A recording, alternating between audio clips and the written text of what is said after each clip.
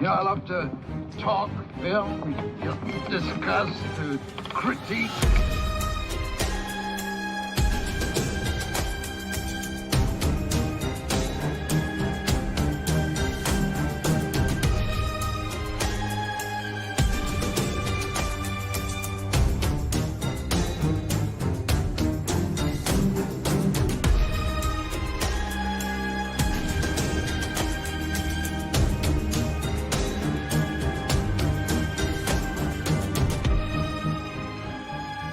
The box.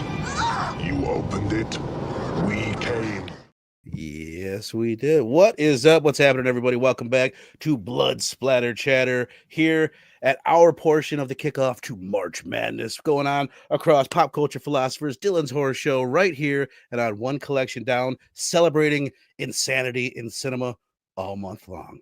And with me, I have Mr. Rockin' Robbie Billups. What up, my brother? Bruh, super excited to be here for the first week of March Madness. Of course, Dylan kicked it off with Jacob's Ladder. We came back with that with another Fulci film, right? A lizard in a woman's skin. That was a great show. Fable making his debut with Flatliners. That was a great lineup on that panel. Here we are ending week one on Blood Splatter Chatter. And what a great movie to talk about. Fulci, you got the memo. Nobody else did.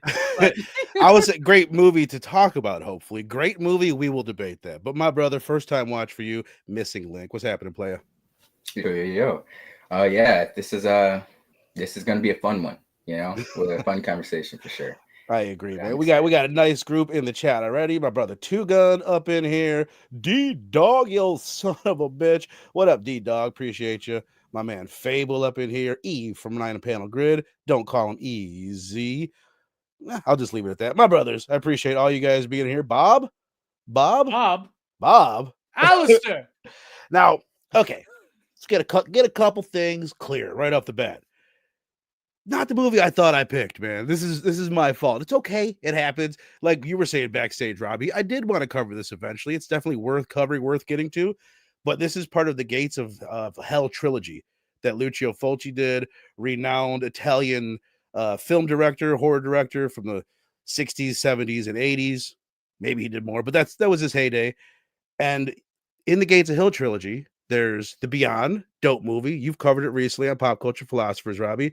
And there's City of the Living Dead, which is, I think, a pretty dope movie. I think it's really dope, and it has some of the coolest set pieces that you'll ever see in a movie. And that is the movie that I thought I picked. It's not this movie. I got them all mixed up. And this is probably, Robbie, you said it after the show we just did on your channel. We did, as you said, a lizard in a woman's skin. Afterwards, you're like, bro, why'd you pick the worst one of the Gates of Hell trilogy? I'm like, what do you mean? I'm like, I didn't. I picked the one with the girl puking all the organs. And you're like, no, that is not this movie. So it's not. That's when you found out. Was at the end of I was like, Monday night. Shit. So, I mean, it is what it is, but just let it be known this is not, if you watch this movie because I picked it and you didn't enjoy it, I apologize. If you loved it, then you're welcome. But this is, I'll just get it out of the way. Not the movie I thought it was, but it still has merit because it does it's almost like the quintessential Fulci movie in a way, or like a quintessential Italian horror movie in many ways, because it has all the elements that you want. It has a terrible dub. Awful dub. It has one of the silliest fucking characters ever in Bob, which is Steph. This is why I'm glad you watched it, because Bob? he's referenced constantly. Like Bob. Bob gets brought up constantly because he's such a bad. It's not a performance, but it's the dub really that ruins it. But it has the incoherent narrative where you can't follow, almost more than any of these movies. You're like, what is going on? It's so hard to follow, yet it's so simple at the same time. Why is it that hard to follow? And then it has the extreme gore. It has the poor acting and the extreme Fulci gore at times, with these big set pieces that punctuate pretty much the nonsense that is in between the set pieces. So it is fun for that. It has a lot of so bad it's good moments and crazy gore that you're not going to see almost anywhere else, as far as just like, not even the gore, but just the way it's shot and the vibe that you'll get. So I do love Fulci. This is not my favorite of his. I much prefer Lizard in a Woman's Skin, which we did on Robbie's channel. But Robbie, what's your history with this one, and how was the rewatch, which you said it was maybe the most you've ever enjoyed this movie? Yeah, this is definitely the most I've ever enjoyed this film, I think. And what's crazy is, so I'm a big Lucio Fulci fan. Argento got me into Italian horror, which led to Giallo. Fulci, like Argento, has done giallo and Italian horror. Wait, hey, you want to explain the difference between those two? I think most people think Italian horror and giallo are one and the same. Can you Well, clear they're that up? they're very different. First of all, giallo doesn't usually have a supernatural element, right? Giallo is more of a murder mystery, right? And Italian horror usually leans into like cannibal stuff, zombie stuff, or like Fulcian type stuff, right? And like this is a movie that combines so many elements, dude. Right. This is kind of a zombie movie, a little bit of a creature feature. It's a little bit of a slasher. Definitely, yeah. It's definitely a haunted house movie. Right. Right. Doing all these things, and it's like a mesh of so many things. It's a creepy kid movie to a degree. Creepy kid movie. Yeah. It's really it's the Venn diagram for the people that will love this movie. It's not as small as we think. Right. But it's there. Where I lost my train. I love Fulci. I love Fulci stuff. I love the Gates of Hell trilogy. There's my copy of City of the Living Dead. There you go. Yeah.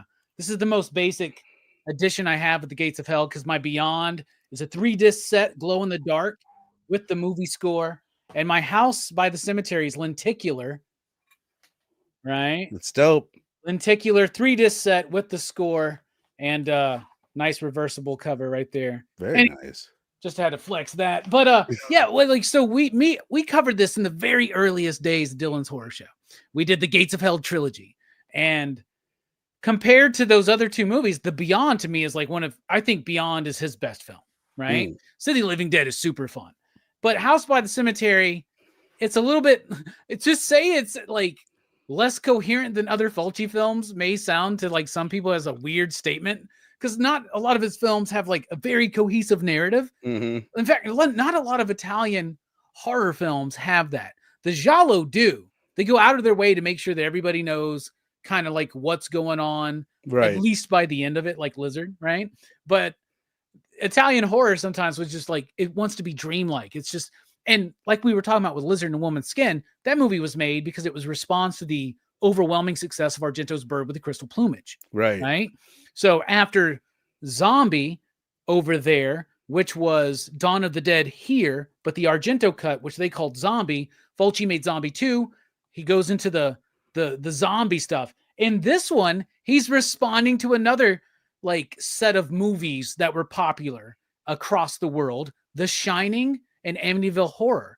This is the first time I watched this movie where I really understood that it's not just a haunted house movie. It's in the vein thematically of The Shining and Amityville Horror, where it's about like repeated trauma, a family stuck in a cycle, right? Or something like that. And I really appreciated it for that. But we covered this on DHS in the earliest days. I watched a little bit of that footage before we went on air. I got very nostalgic. Like I miss that vibe over there, right? And I feel like one day we'll get that vibe back maybe, but it was me, him, and Strick, right? It's like I said, the earliest days for any of y'all jumped onto the show, right? And we were having so much fun talking about it, and we all had our favorites.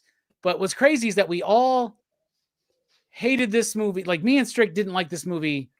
Like it was the worst of the trilogy. It was Dylan's favorite, right? And I don't know. I thought like I had a worse interpretation and opinion on this movie until I watched that. And I realized, no, I kind of have the same vibe with this movie, right? It's one of his more atmospheric movies.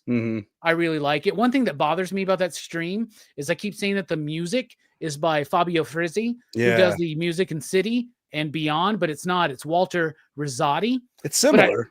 It's similar, but I love the music. That organ theme, you know, the dun dun dun dun, like that shit's awesome. It still slaps. Great practical effects, great kills. The only thing we're missing is an eye, trauma scene, which there was in there, but he cut it out because he didn't like the effect. That's why the realtor's eyes all fucked up when she's dragged away. Right. The movie is crazy. I actually like this movie a lot. I think it's very atmospheric. I love that Fulci's pulling all of these different ideas in and somehow seemingly making it work in a dreamlike kind of a way that he does with his Italian horror. So I like it. The dubbing on Bob is terrible. That's like a 38-year-old woman doing that dub, bruh. And I was it wondering. pulls you out of the movie, man. It does. It will pull you out of the movie because everything else, I honestly think I said all the performances were bad on DHS a few years ago. Now I would say all the performances and the dubbing are some of Fulci's best, aside from Bob. Like, but Bob sticks out like a It sore sticks out fucking so thumb. much. Ah! And it's not just like that the dub is bad, it's like what he says is bad. Like everything about it is like funny, but it is stuff like I was saying to you. It's so good, or so bad, it's good. Like I definitely found myself by the end of it laughing almost every time Bob comes on screen. Here's Bob, by the way. There's Yeah. Bob. And if you I made a more of him drinking in there, game, too. I mean, it used to be a Really bitch on PCP and DHS. We would all just randomly start saying Bob. And it was because of this fucking movie, dude. It's like, and if you took, like me and Verno were talking about it, like if this was a drinking game, you took a shot every time they say Bob, you're smashed. You won't make it through the fucking movie, man. Yeah, take a drink of beer every time they say Bob and a shot every time they go in the basement. You're fucked. You are in trouble. Or they show the mannequin, or they zoom in right on the eyes. Oh and my shit like god, that. so many zoom ins on the eyes, which I love that shit. But you know how I feel about that? Like that played to me cooler in the early 70s when it's close to Sergio Leone and all those zoom in on the eyes that you get like in those Western movies. Yeah. Then by 1981, it's been 15 years of that. It's like, Well, feels yeah, dated. but Fulci's got his eye bit, right? And a couple of those zooms are actually pans, or like not pans, but dolly shots, where he's actually moving the fucking camera forward, which is interesting. Yeah. The camera a work super is nerdy great. thing to say, but no, I like the movie, and I think now I might become a House by the Cemetery apologist. I don't think it's one of his best films, but I think I have the exact same opinion I had before. That I kind of that opinion, unless you like refresh your memory on this movie, sours. Because what you do remember about this movie is fucking Bob. Right. And Bob ruins the fucking movie, dude. Well, Ruins it. And the ending is not as good as the ending of the Beyond, and it's kind of like a same type of ending. Right. But I don't know. It's a similar thing in City of the Living. They always have these ambiguous kind of negative endings bleak endings at the end. Which is where the ending should be, is at the end. That's where I always put mine. E says, has anyone ever made Jell-O pudding pops? If not, I gotta go apply for a trademark right quick. I dig it. I haven't seen this movie until you put it in the lineup, Verno. So not mad I watched it. Okay, good. Good. I'm glad at least one of you's not mad. SoCal Daniel, son of a bitch, my brother. What up, man? I would say, like I said, worth a watch. If you're a big horror fan, I would say check it off the list. I don't know if it's the best place to start for Italian horror, but it might be, because it's like, if like Steph, we started you, or like if we would have started you on Suspiria and you gave that like a 3.5, you were kind of, you thought it was pretty cool. But if that's like the tippity top, then maybe that's not where you start. You don't give someone Suspiria, then like send them to this. But you've watched about 4, 5, 6 of these fuckers by now, Italian horror films. How's this one stack up, and what'd you think, man? And you're muted. Yep, you knew it. Never mind. I didn't hate it. It wasn't amazing, but I guess I kind of went in with low expectations once you told me that. You're like, yeah, I messed up on this one. This is this is the worst of the bunch. I was like, oh, okay. So I kind of went in with not expecting too much. So like, and it's Italian horror to begin with. You're only gonna get so much. The giallo Italian horror. But it was all right. It reminded me of, like, Robbie, you were saying earlier, had so many different elements. It was like a slasher, supernatural, spooky house movie, family drama. I was like, oh yeah, this is like a cheap version of Amityville Horror, with like some more slasher vibes. Instead of the dad going crazy, it's some corpse in the house, which was cool. It was cool. It was fun. This reminded me of, like you were saying, this is like a drinking game, or it's like something you watch with a friend just to get laughs. Like when they first pull up to Boston or wherever they moved, New England, and Bob's in the car by himself, and the redhead is like across the street, and they're like talking to each other. But I'm like, yes, they're so far away, but they're talking to each other, like they're right next to each other, not yelling at each other like they should be. They're like, hi, my name is Bob. You're like, I knew that, Bob. I knew you'd be coming. And it's just like they're so far away, yet they're talking to each other. Like there are many moments like that where it's just like, Jesus Christ, you just kind of have to enjoy it. It's not like that moment when Deacon Frost shows up in the daylight wearing sunscreen at the park and Blade faces off with him and throws that kid across the street. It's exactly like that. This is what I was thinking. I let that fly a little bit more, but yeah, it's along that vein. But yeah, I'm not mad I watched it, I don't think it's one of my favorites I kind of think I like the giallo a little bit more, just with the whole mystery. It doesn't always have a little bit more sexiness, like some sexy time in it. Definitely, yeah. That's something I always forget to throw in there with the giallo, but there usually is. It's like extra sexy for the genre. And there is in a lot of some of Fulci's other horror films, like Zombie, and shit like that. There's sexy times in there. And this one though, they get it out of the way. There's right. Like the first shot you see, I think, is like a woman's tits, right? Yeah. And then they're like, that's it. Now we're actually going to try to make a movie with this fucking kid. But I mean, it's like The Shining. It is like The Shining thing. Like the kid is kind of like Danny, and like you were talking about, like the dad. There are elements of this movie where Jelani likes this film actually. That's hilarious. What up, Dylan? He hates what up, my Bob. brother? What's up, D? What's up, D? But like, what the fuck was I saying now? I got distracted because Dylan showed up and somebody mentioned Jelani. Fuck. Oh, the dad. All right. There's that moment where they're like, oh, you've been here before. Don't you remember, with your daughter? And that's kind of like a reference of the dude who worked there before, who killed himself, and he was cheating on his wife. Who's he cheating on with? That's the chick. That's the babysitter, right? There's a lot of shit you got to piece together, dude. And here on like my 8th time, that's when I started realizing it. It is like The Shining. It is like Amityville Horror. It is like this new family gets there who are already having problems. They're already establishing that the husband and the wife have some problems. The kid's fucking weird as shit. He's got a goddamn 8 head, bruh. Look at that kid down there, dude. That kid looks like a goddamn Klingon or something, man. I don't fucking know. He looks like Conehead. But that is there. Like, that's like that moment where he's like, you've always been the caretaker. It's like, it's way more subtle here because I think Italians are just like, I guess. I just think it's that they're not great writers. You know what I mean? Like, it could have been written a little bit more clear. Like all this shit. I would like to see a remake of this, like a coherent remake that you get it all. I say all 3 of these movies, I've seen all of them multiple times. I'll throw The Beyond in there with it and City of the Living Dead. If you asked me before I had just watched House of the Cemetery and like studied up on it, like what are the plots of any of these movies, I would not have been able to tell you the plot of any one of them at all. Like they're all just, that's why I mixed it up with the other movie. It's just set pieces and like funny moments that come to mind. Is there like a subtitled version of this? Oh, I'm sure. Yeah, there is. And I've never actually watched it. I should watch that and see like if anything gets clearer or something. Yeah, how it translates. I don't know. So just some of the whole Bob shit that can be so jarring. It's like in moments where it's like supposed to be tense or something like that. Right.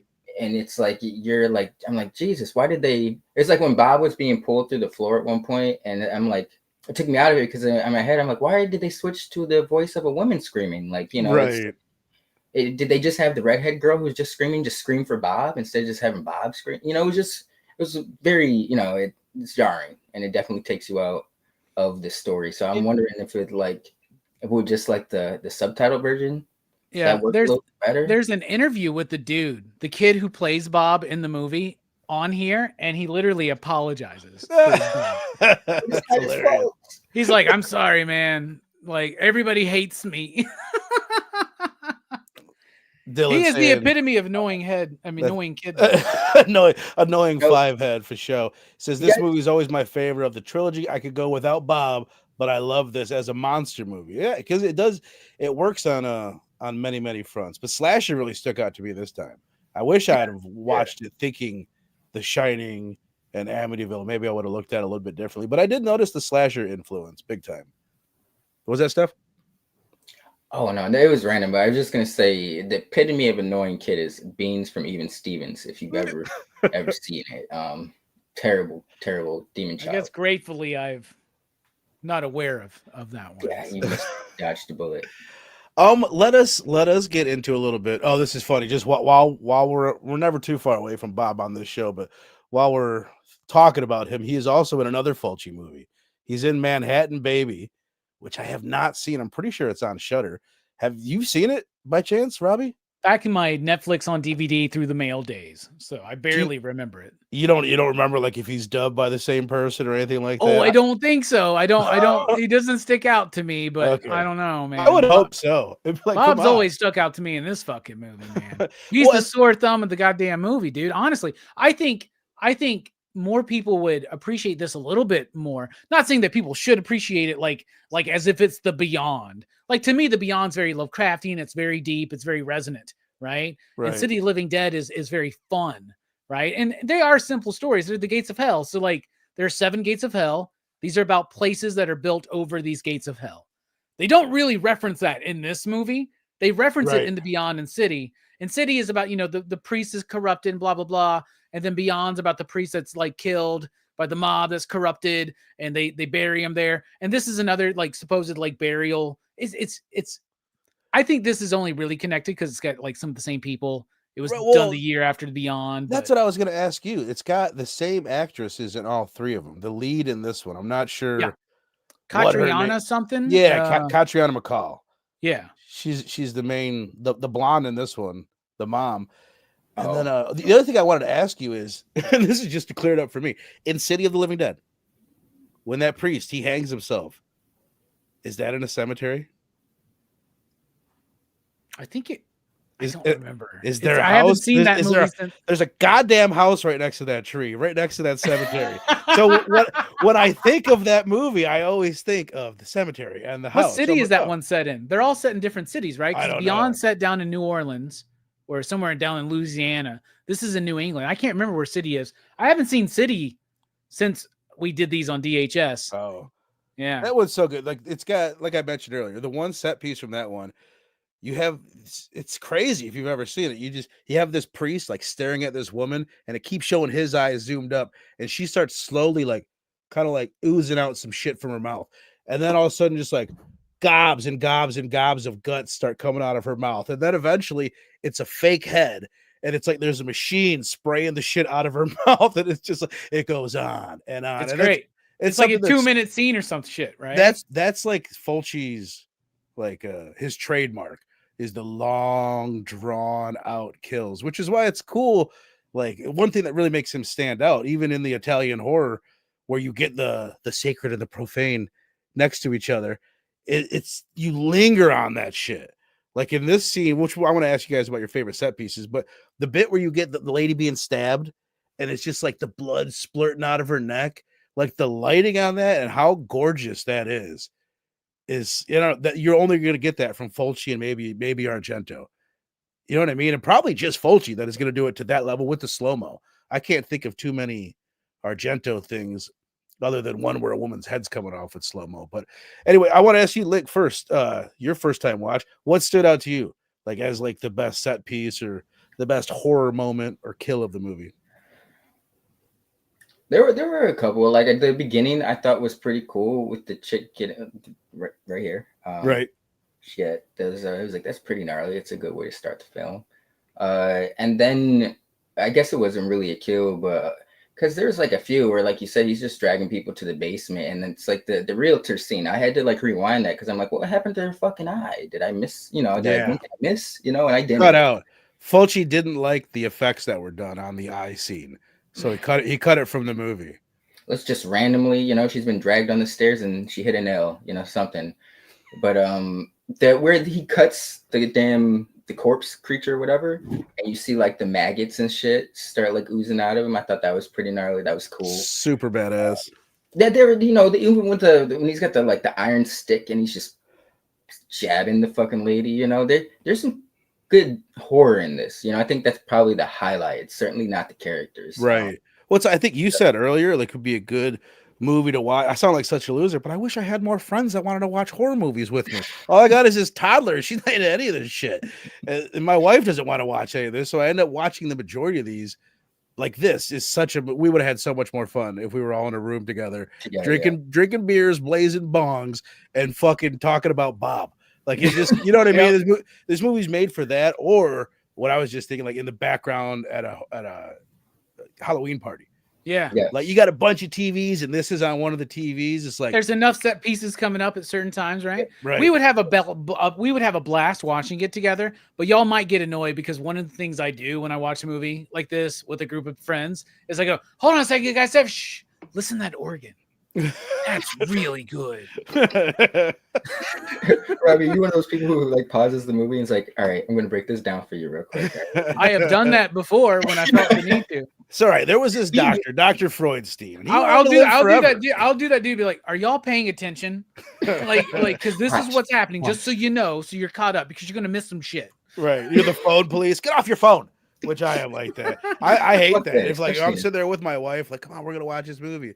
If I look over and she's on her phone 25 minutes into it, I'm like, fuck. Really? We can't just watch Let's the just movie? turn the movie off then, you know? Right. Let's Kids start these that. days.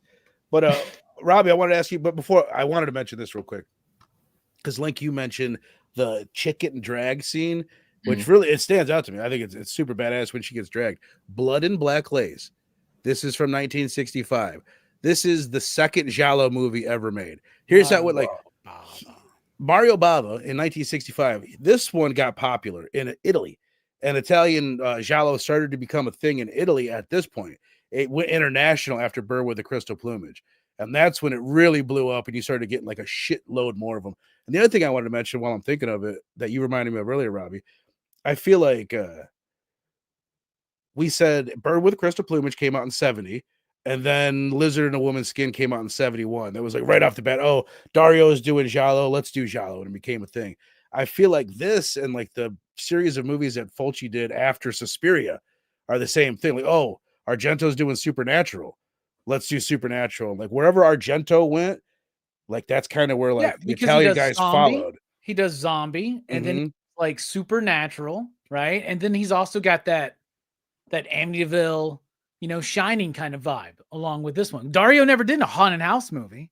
Right. Right. He would have done a great one back in like the early 80s or something like that. But I would have loved to see he him actually just- went the other direction. He went back to Giallo I know. with Tenebrae, right? I would have loved to see him just do a pure slasher, like without the so much, just to see him like not have to focus on a story and just do fucking a gore fest.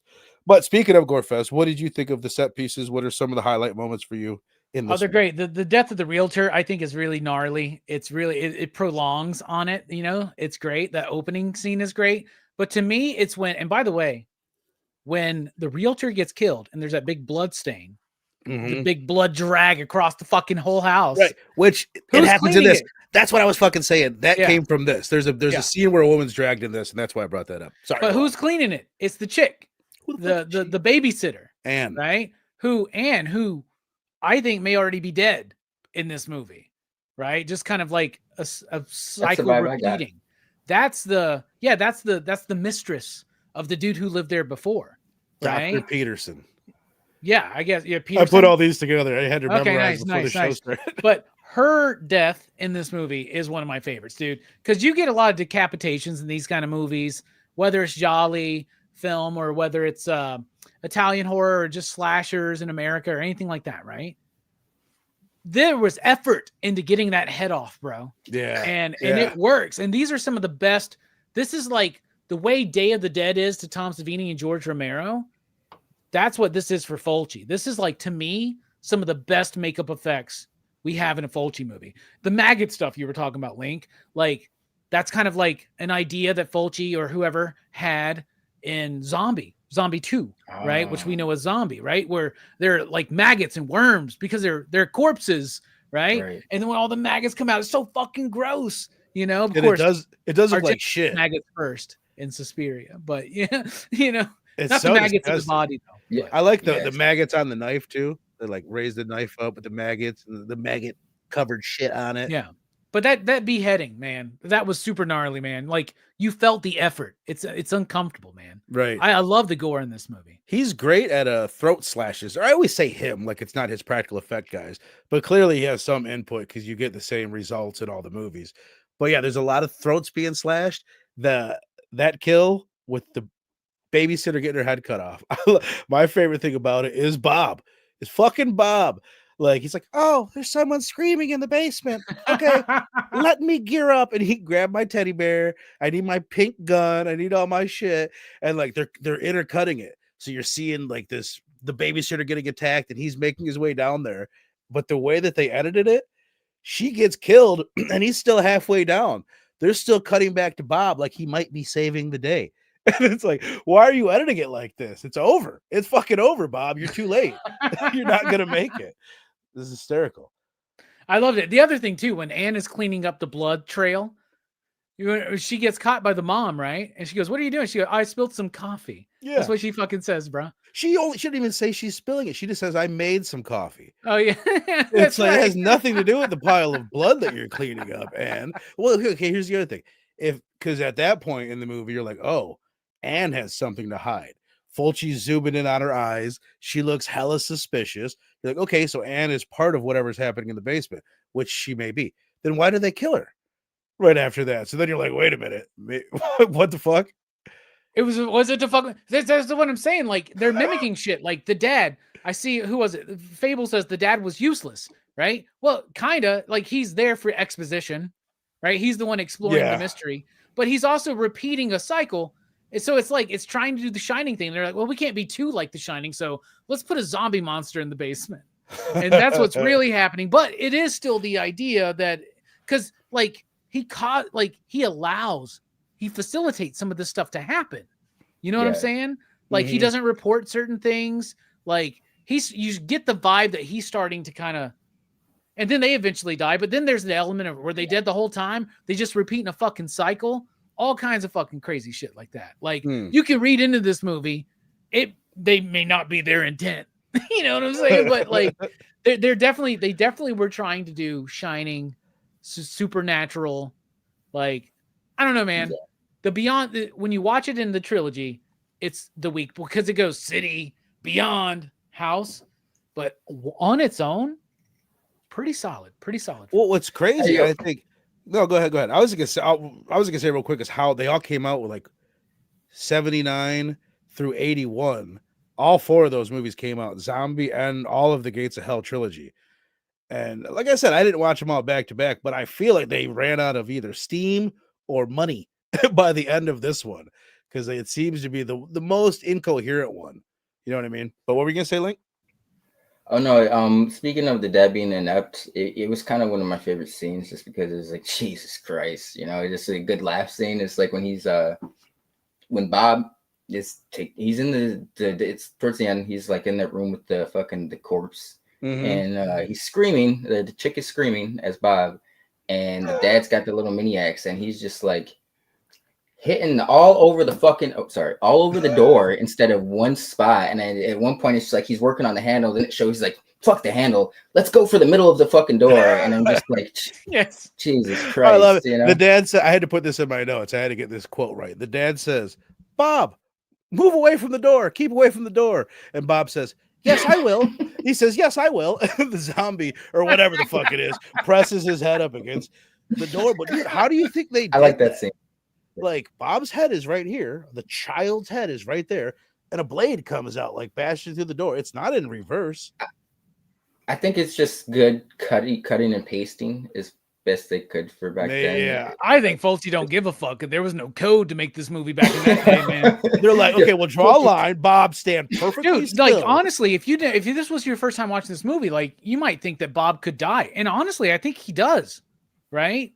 Because he's a ghost by the end of this fucking movie. And the lady, that's what happens. He's a ghost. He's a ghost already. It's just a repeated cycle. You've been here before. It's this weird thing. It's like these people are repeating the same thing. The Freudstein shit is what's happening to this family, right? It's just like The Shining, right? So there's that element, which I think is actually kind of clever that you actually have to kind of piece that shit together, because otherwise it works as like there's a monster in the basement movie.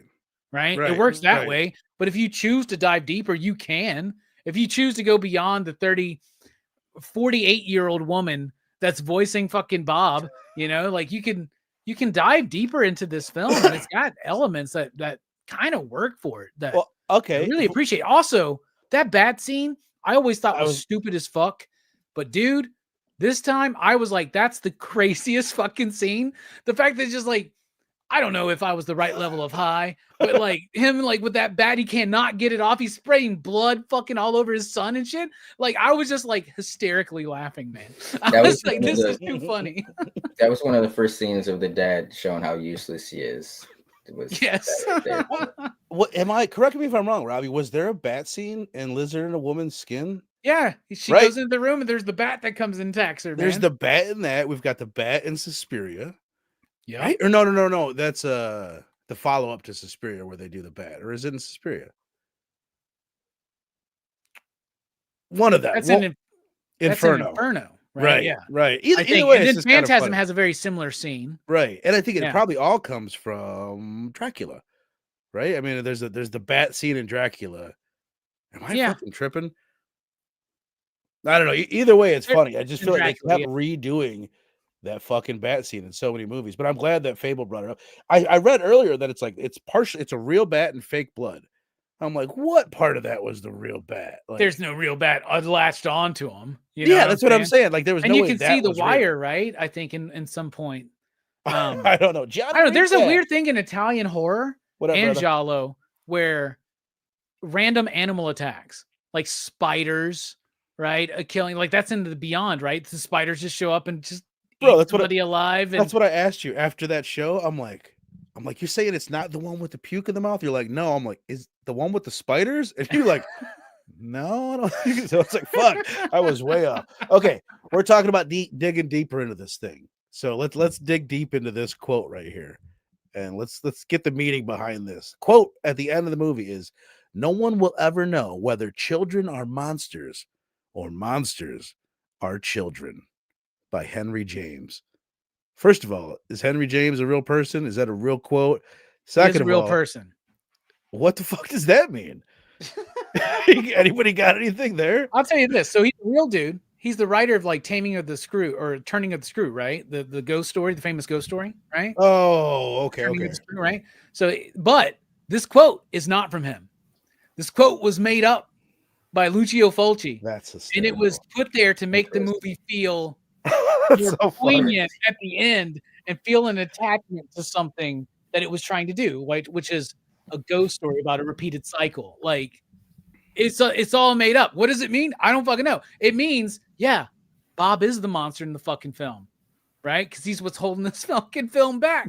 Like, I don't know what it means. No, it's nonsense. It's put there to make It's total nonsense. it feels it's a fake quote to make it seem more prestigious. It I guess. reminds me of like quotes you'll see now, like shit's been getting real, Abraham Lincoln. You know what I mean? Like some kind of fake quote like that meme. I guess the real question is like, what do we think Fulci meant by using John Williams' name? I don't think Fulci liked kids, man. Fair enough. Okay, it's good. Argento doesn't like women. Fulci doesn't like kids. I'm pretty sure Fulci don't like women that much either. I'm pretty sure. I don't know how Argento feels about kids, but I bet he doesn't like them if I had to guess. This quote would have been perfect for like a movie like Lord of the Flies. You know, like something like that would have been right. It was almost like kind of like what we were saying about The Gorge, to bring that up again. It's like it's this movie doing all these different things. Yeah. And I think the creepy kid movie element of it might be where it falls the flattest. I think slasher movie and supernatural horror movie is where it sticks the landing the most. But creepy kid movie, I don't know. Dude, back to what you were saying earlier about how at the end he's communicating with that ghost the whole movie. So just because he's talking to her and her mom, the little girl's a ghost. I'm not convinced that he's dead. The woman is the wife of Freudstein, right? Right? Yeah. I just don't know. If Bob is dead at the end of this movie, I think they should have done us the favor of letting us see Bob fucking die. Like that would have put this movie over the top. You do see his corpse though. In that one moment, there's that gnarly bit where it's like a fantasy moment. I think the mom's having. Where she goes into the basement. She sees like the kid with all the guts hanging out and shit. Dude, that's pretty fucked up, man. That's like pushing boundaries. Y'all remember that? Seeing the kid? I don't remember for what gutted and shit. Oh, it's in there, bro. When towards the end, when he's like, because the mom gets dragged down the stairs and he's like sitting on the stairs watching the shit happen. Yes, Bob. Sorry, I appreciate that, Bob. Always feel free to stop in and say Bob, even when we're not talking about. I read this that as movie. boob. Even better, boobs. But Yeah, I when missed that. when the little girl yanks him through the floor, it's like, hi, that could have Yeah, been like she didn't make it, right? That was his I think that's where spirit he dies. Yeah, transition. Yeah. absolutely. I agree though. But why are there's a couple times that they come up from the basement. First of all, it's weird how many times there's a scene in a row of like, okay, we're gonna go into the basement, and then we're gonna come up for the basement, and then we're gonna get the mom together, Right. and then we're going back down, and then we get the dad, and then they go back down, and before that, Anne went down. It's like this is insane. There's 4 scenes in a row of people going into the basement, but no, when And they the come up, steps never break once. that's a good point. When they come up, like you said, like they're immediately like, hey, how you doing? What have you been up to? Like nothing happened in the basement. There's another scene earlier. I had to rewind it. I'm like, whoa, what did I just miss? The mom and the dad are talking, and the mom's like, oh, I feel all fucking crazy, and the dad's like, well, you should be taking your pills, and like the mom's getting all hysterical and she's upset, and then all of a sudden out of nowhere the vibe completely changes and they're like joking around with each other, and I'm like, whoa. Like, was there a transition to that? And I had to rewind. It's like, no, there's a hard cut from an argument and a woman crying to the happy couple joking around. We got to read in between the lines where he gave her a few glasses of bourbon and some of those pills. You know what I'm saying? Broke those pills up in a straw. Some Quaaludes, man. Like, all right. I feel like we've done this thing justice. I want to. Any final thoughts? Let's rate this bad boy and move on. The New York Knicks and the Lakers are playing in 13 minutes, and your boy wants to watch that game. Go Lakers! Yeah, I'm with you, man. I'm with you. We've made the best trade in NBA history. It seems like. You know what's funny, Robbie? I was giving you shit because I'm like, you're a Cowboys fan, a Lakers fan, a Yankees fan, like all those, but Lakers have always been my second team, so I got no room to talk there because they play late. I've always like that's the team that you can watch that's on late at night. So I've kind of always been a secondary the Lakers history fan. of that team. I like teams with history. I do too. I feel that. But let's rate this bitch and get up out of here, man. What you got, Robbie, for House by the Cemetery? You guys in the chat too, if you've seen it, put it down there. I just want to speak real quick on a theme I picked up that I'd never realized is it's about the breaking down of a family. It is Amityville Horror. It is The Shining. There is that subtext in this film. Like there's problems with the father and the mother already. They got a son, Bob, who's obviously neglected in some form or fashion, right? But it was 1981. Like with this, you would leave your kid in the fucking car while you went to go take care of like getting your license renewed or some shit like that, right? Like I've plenty of times like that. But like, so I actually think this movie reaches a little bit deeper, but I love that it's not like all like, there's a lot of exposition in this movie, but the subtext is not part of the exposition. Right. So I think there's a lot you can pull through, and this satisfies on, if you just like slasher type movies, this works. If you like creature features, it works. If you like a zombie film that's a little bit different than your typical zombie film, you'll like this. I wouldn't consider it a zombie film, but it has elements of it. It has a zombie arm. It has one kind of zombie looking guy, but yeah, it feels like a zombie. Yeah, there's a little bit of a Frankenstein element to it, a mad scientist element, where this dude's like keeping himself alive, right? I was like, hey, this fit the March Madness thing as a mad scientist. I picked the movie thinking it was Cemetery just because it's kind of crazy. You know what I mean? It's just a fucking crazy movie, but no, there's a mad scientist. It's perfect.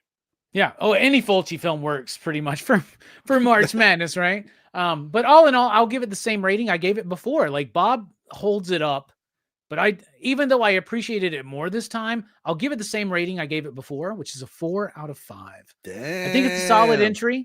It's not as good as City, and definitely not as good as The Beyond or other films from Fulci. I would even say New York Ripper is worse, but more fun at times. But this is a very atmospheric movie. Kind of hard to call New York Ripper fun, but I feel you. And but I think it's a very atmospheric movie, and I think it's one of his more atmospheric movies. And I wish that Zombie had more atmosphere, like this movie does at times, if that makes sense. But I also love the stark daylight of Zombie, right? But that's more of a holdover from the cannibal stuff. But 4 out of 5. I think it's a pretty solid entry, and I think it works on its own more than it does as the trilogy, as the concluding chapter of the trilogy, which none of Argento, Fulci never intended this to be like a cohesive trilogy. They just he like expanded on some lore in one movie, and it just kind of These three movies got lumped together. But yeah. Right. I'm glad, Fabe, I'm glad you pointed this out, man, because I was thinking the same thing. I had to think about that too. They both came out in 81. But in this movie, House by the Cemetery, when they go down to the basement and they start listening to a recording of a person that lived there before that was studying shit, and he found some dangerous stuff that's now affecting our current people. I'm like, wow, this is very Evil Dead. I don't know. And if he tells the story of what happened before. And what does the dad do? Cool. He burns the fucking tape. Right. Why would he do that? Because he's starting to like mimic this role, like The Shining. Right? Oh, see, dude, there's so Why much does he burn going the on. tape? You know, There's so much going on that's so chaotic that I did like. There's a handful of things that I missed probably like that, but the Evil Dead similarities definitely stood out. 2.5 from Fable, by the way. 4 from Rock and Robbie. What say you, Link? Once again, I didn't hate it, but it, wasn't one of my favorites. I'll give it a solid 3 out of 5. I don't know. I kind of enjoyed it more than I was expecting. I thought maybe because you guys like, yeah, man. Vernon was like, man, if you talk shit about this one, it's okay. I'll understand. I was like, oh shit, is this one really that bad? But I didn't hate it. It was good. Good. I'm glad. Down, I was down for the ride. Once I think we've all said it throughout the show that this would be a perfect movie to watch amongst a group of friends, a group setting. Just sit. You'd get more out of this. I mean, it's already a fun movie on a solo experience. So I can only imagine when you're around a bunch of people that you got a good rapport with, that how much you could enjoy this and laugh at it. Totally. So that seems that organ, man. What is it? So just got to listen to that organ. But and to say, I almost I feel Bob is my favorite because he's the most, even though it's bad, he's the most consistently bad. Yeah. There's no wavering. I think he makes the movie better. I think this movie is a little bit more memorable and it's a little bit more standout because Bob he's one of the standout characters ever. And you know what I mean? To have something like that in a movie that's already, it's not like it's like, oh man, if it wasn't for Bob, that movie would be flawless. All three of these movies get that bit, right? It's like City, chick puking up her miles of guts, right? The Beyond, the blind chick, right? This one, Bob, exactly. Bob, I renounce my wish, Alistair. You know what? And if it's 3 out of 5 to grow with, and now if anything, I understand the Bob bit. I just just went with it for years, but now I get it. Who the fuck is Bob? It really is worth it. You're talking about Bobby De La Ghetto, aren't they? That's hilarious.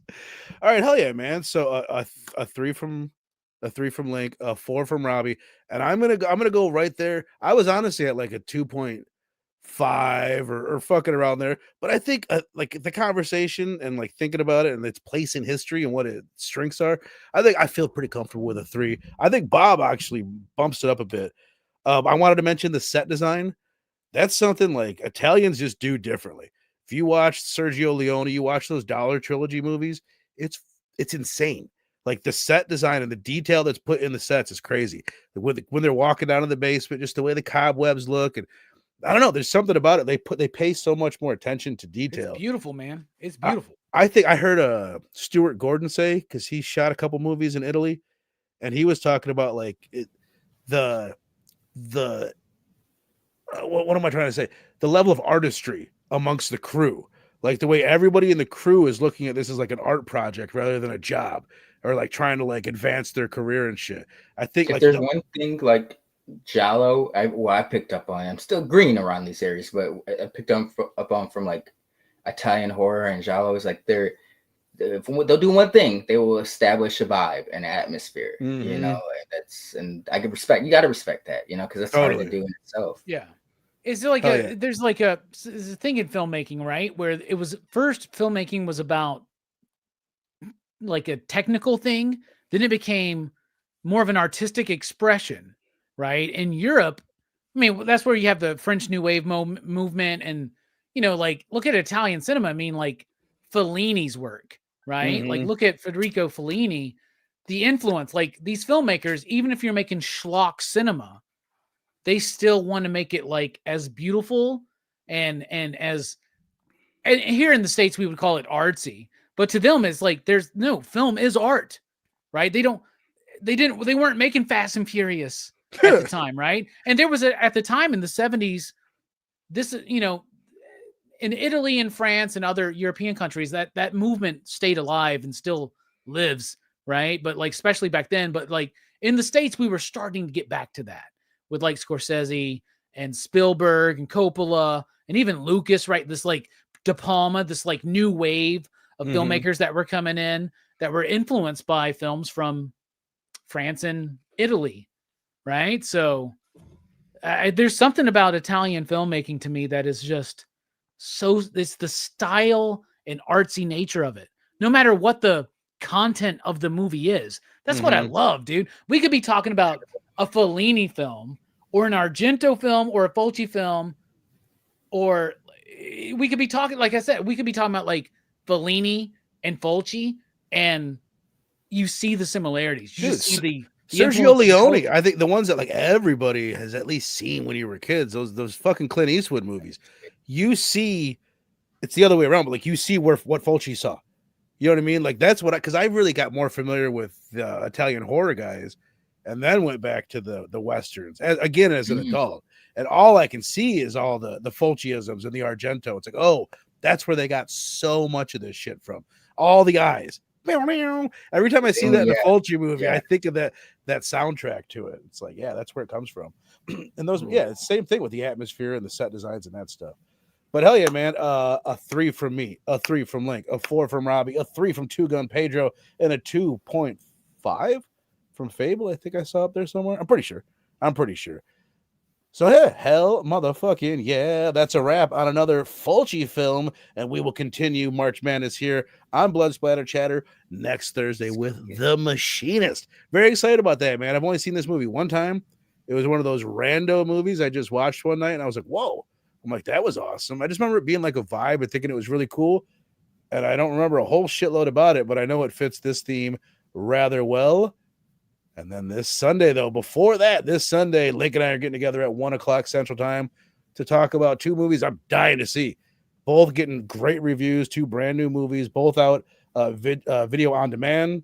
Go check them out. Be there, be square, Sunday, 1 o'clock Central Time. Robbie, I didn't get your thumbs, but I have, well, first of all, this is the entire March Madness schedule. Again, going on between Dylan's Horror Show, Pop Culture Philosophers, one collection down, and right here on Blood Splatter Chatter.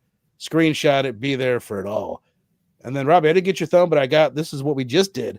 On Monday, I was there for Lizard in a Woman's Skin, and you're doing this week. I know it. What is it? Dead Ringers. David Cronenberg. Oh, yeah, man. David Cronenberg goodness, man. Dead Ringers starring Jeremy Irons. Absolutely fantastic movie. I plan on being on a lot of these films coming up, man. We got lots of good ones coming up. I'll be on one collection down for Fight Club. I'll be back here again for Reanimator, and I will be on Dylan's Horror Show for The Babadook.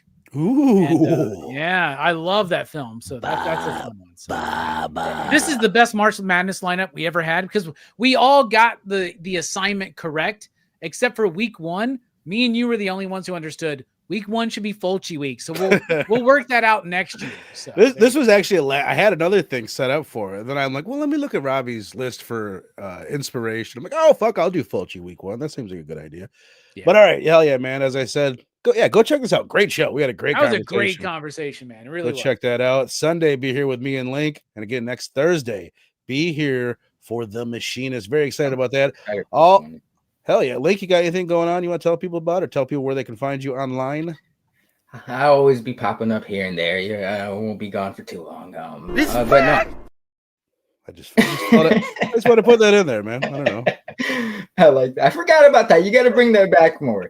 But I'm excited for The Machinist. Brad Anderson is like a personal. He's not like one of my favorites, but he's like a director. Anytime he puts something out, he's not someone who releases something all the time. But it's like anytime he puts something out, I always like check out what he does. So this is like the first movie I discovered him on. So I'm very excited. I haven't seen this one in a minute, I think this is kind of what I had seen Christian Bale in Reign of Fire, but I didn't. Christian Bale became a name to me in this movie because I was like, oh, this is the dude who's going to be playing Batman. He had just done this movie, right? So like, and when he auditioned as Batman, he was like, I promise I'll get big, and then he got too big. He got Fucking too big and wild. he had to slim down because he couldn't fit in the costume anymore. Yo, Crazy. talk Crazy. about committed to the bit, bro. But no, Legit. yeah, I'll be, I'm always. There's that gonna movie pop where up he there. plays Cheney and he gets super fucking fat. You know what I'm saying? What was that called? W or something like that? Yeah, and then he did it. He got super thin again for that movie Rescue Dawn, where he's like a POW or something. Like this poor guy, dude. He's gonna kill The fighter. He is. guys Man. have- It's fucking dangerous. Yes. The fighter, yeah, Yeah. he's excellent in the fighter too. Yeah, scrawny in that one, right? Crackhead weight. Yeah. Right. Yeah. He's a great actor. Just stay out of his eye line, man. Yeah. Yeah. Especially for shit like Terminator. He's so Salvation. fucking unprofessional. Fucking hell.